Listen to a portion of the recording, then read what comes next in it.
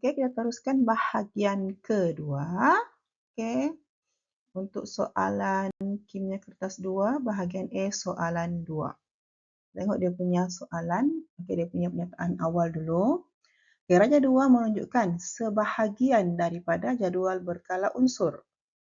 Simbol-simbol yang ada pada jadual tersebut bukan simbol sebenar. Jadi kita nampak Raja 2, okay, dia ada A, B, C, D, E dan F. Okay, jadi di sini tajuknya adalah jadual berkala unsur. Jadi kita kena tahu dulu basic untuk jadual berkala unsur, iaitu kala dengan kumpulan. Kita pergi kumpulan dulu. Okay, kumpulan. Ini yang daripada baris ni. Baris 1 ni kumpulan 1, kumpulan 2, 3 dan seterusnya. Ikut urutan lah. Okay. 13, 14, 15, 16, 17 dan 18. Jadi kita ada 18 kumpulan dalam jadual berkala unsur. Okey. Lepas tu kita kena tahu dalam setiap kumpulan itu, setiap kumpulan dia ada nama lainnya. Okey, jadi untuk kumpulan 1, dia dikenali sebagai kumpulan alkali. Untuk kumpulan 2, dia dikenali sebagai kumpulan alkali bumi. Okey, 3 hingga 12 dikenali sebagai kumpulan peralihan. Okey, lepas tu kita ada kumpulan 17, kumpulan halogen, dan kumpulan 18 dia adalah kumpulan gas adip. Jadi ini nama-nama lain untuk kumpulan-kumpulan ini. Kita ada 18 kumpulan, ada sebagian kumpulan yang dia ada nama-nama tertentu. Okey, kita pergi sifat pula. Okey, jadi semua logam dia bersifat alkali. Yang mana logam? Logam adalah daripada kumpulan 1 hingga kumpulan 12. Okey, dia bersifat alkali. Okey, untuk kumpulan bukan logam daripada 14 hingga 17, dia adalah beresid. Okey. Dan kita ada satu unsur di sini yang bersifat amfoterik, iaitu dia boleh jadi alkali, dia juga boleh jadi asid, iaitu aluminium. Okey, untuk gas adi dia bersifat neutral. Okey, jadi soalannya nyatakan kumpulan bagi unsur B dalam jadual berkala unsur. Okey, sudah kita tandakan di kumpulan 14. Okey. Next. Berdasarkan Raja 2, unsur yang manakah tidak reaktif secara kimia? Terangkan sebabnya. Jadi, kita sudah belajar daripada kumpulan 1 hingga kumpulan 18, ada satu kumpulan yang tidak reaktif, iaitu kumpulan 18. Okey, kenapa diorang ini tidak reaktif? Sebab mereka sudah mencapai oktet atau duplet. Jadi, yang mana oktet, yang mana duplet? Duplet ingat double.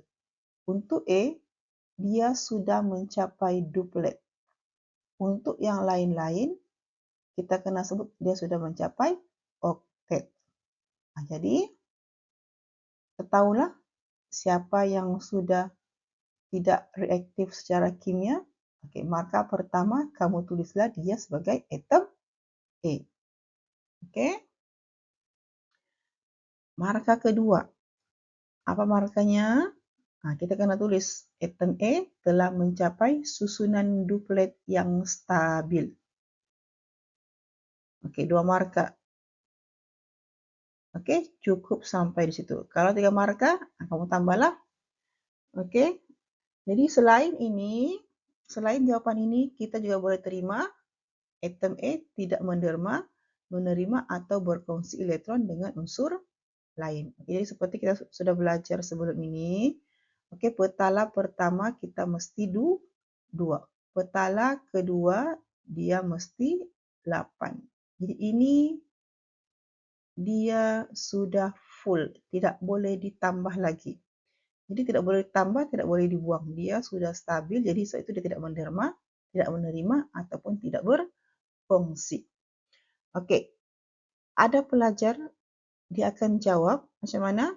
Okey, atom A telah mencapai susunan duplet atau oktet yang stabil. Jadi di mana salahnya? Okey, di sini, duplet atau oktet. Sekarang ini kita hanya merujuk kepada si A. Jadi kalau si A, dia hanya duplet sahaja.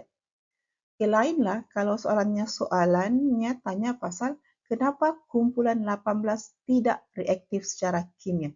Barulah kita jawab macam yang ini. Setelah mencapai susunan duplet atau oktet yang stabil ini untuk kalau dia tanya whole group. Kalau dia tanya certain atom macam A ini, kita sebut duplet. Contohnya kita ada huruf lain di sini. Okey, huruf L. Dia bilang kenapa L tidak reaktif. Kita kena jawab dia telah mencapai susunan oktet yang stabil. Jadi, kamu kena tahu perbezaan penggunaan duplet atau oktet. Okey. Soalan seterusnya. Tulis susunan elektron bagi atom D. Kita pun tengoklah si D ini. Okey. Jadi, untuk tulis susunan elektron, kita kena tahu kumpulan dengan kala. Jadi kumpulannya 1, kalanya 3.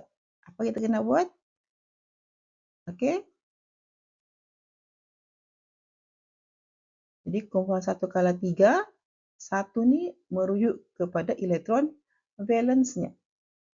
Kala 3 ni menunjukkan dia ada 2 lagi di depannya ini. Ada kala 1, ada kala kedua. Ini kala ke-3. Jadi siapa kala 1 dan 2 tersebut? Kala 1 mestilah letak 2.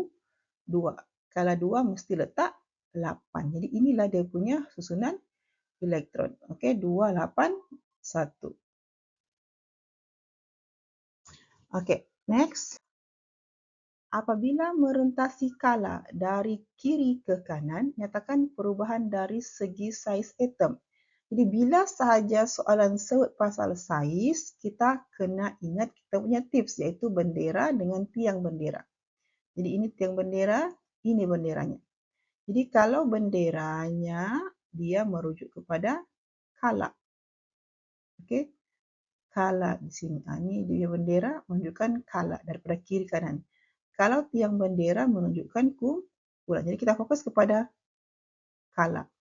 Kita tengok dia punya bendera. Okey, daripada besar ke kecil. Jadi kita akan tulislah saiz akan berkurang. Begitu saja. Okey, saiz atom berkurang. Kena sebut pasal saiz atom. Okey, jadi habis sudah untuk bahagian kedua. Jumpa di soalan yang ketiga di next video.